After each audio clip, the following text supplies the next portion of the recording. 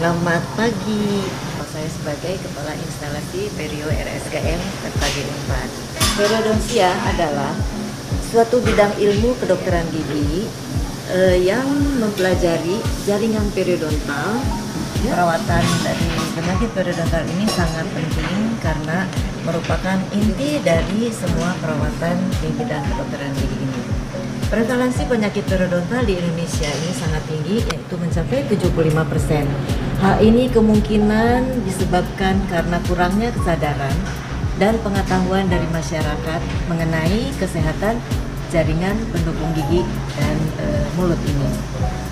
Bahwa penyakit periodontal ini perlu ditangani secara seksama, di mana skilling dan root planning merupakan gold standar daripada perawatan penyakit periodontal ini. Kami menghimbau kepada teman sejawat yang apabila menemukan kasus-kasus penyakit periodontal yang lebih advance, kami mohon silakan rujuk ke RSGM 4. Demikian profil singkat dari instalasi periodontia RSGM FKG 4. Mari kita tingkatkan kebersihan kesehatan jaringan periodontal kita demi senyum Indonesia yang lebih baik, lebih sehat.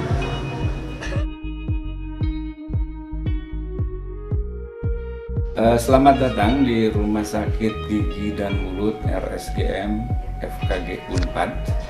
Saya Ira Komara, Kepala Program Studi Spesialis Perio FKG Unpad, di mana spesialis perio itu menangani kasus-kasus di bidang periodontal, terutama kasus periodontal yang advance.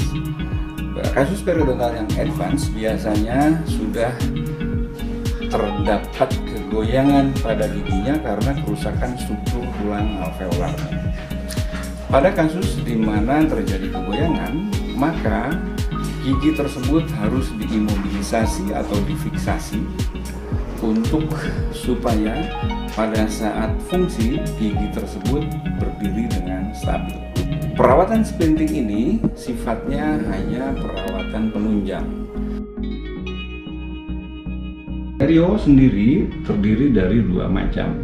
Yang pertama adalah bedah eliminasi pocket yang seringkali disebut bedah flap.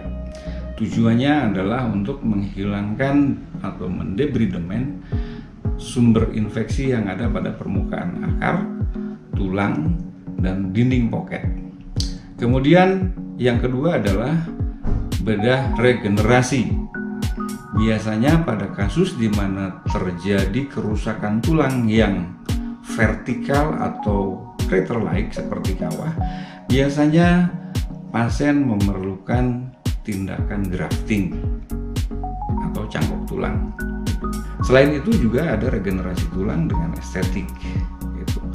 Jadi biasanya pada kasus gigi anterior di mana terkait kasus estetik, maka bedah tulang bisa dikombinasikan dengan reposisi dari gingivanya yang sudah terlanjur turun ke arah permukaan akar, sehingga dengan dilakukan tindakan bedah flap, grafting tulang, dan dinaikannya gingiva yang sudah turun atau resesi, maka pasien mendapatkan estetik yang kembali hampir seperti sedia kala.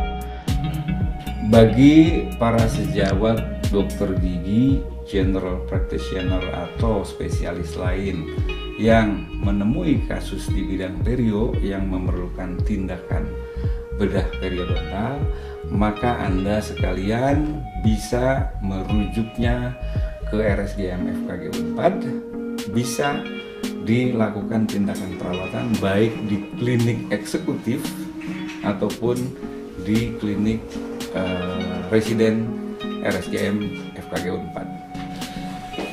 Dan bagi masyarakat yang memerlukan perawatan gusi, maka Anda dapat memanfaatkan fasilitas yang ada di Rumah Sakit Gigi dan Mulut FKG Unpad untuk mendapatkan perawatan yang adekuat sebagaimana mestinya.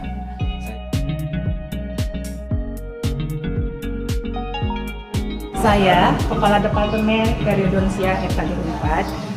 Kami, bagi Departemen Periodontia FKG Unpad, memiliki 15 orang dosen yang terdiri dari 10 orang dosen sebagai konsultan dan 5 orang dosen sebagai staf ahli. Kami 14 orang dosen di bagian Departemen Periodontia FKG Unpad, semuanya sudah spesialis periodontia.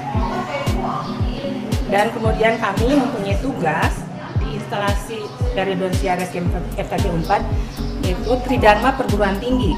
Pertama yaitu pendidikan, dan kemudian kedua yaitu mengenai penelitian dan pengabdian masyarakat. Mengenai pendidikan, selain kami bertugas pendidikan, yaitu membimbing para mahasiswa baik spesialis periodontia ataupun koas, kami juga mempunyai salah satunya mempunyai tugas di dalam pelayanan, di dalam perawatan di instalasi periodontia RSGM.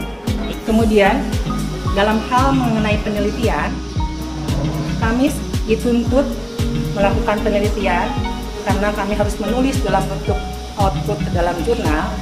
Penelitian ini didanai oleh Unpad dan juga ada yang didanai oleh Kemenristek Dikti. Itulah tugas kami sebagai dosen. Jadi tidak hanya sebagai pendidikan dan juga salah satunya perawatan, tapi juga ada penelitian dan pengabdian masyarakat. Itu mungkin yang bisa saya sampaikan. Terima kasih. Wassalamualaikum warahmatullahi wabarakatuh.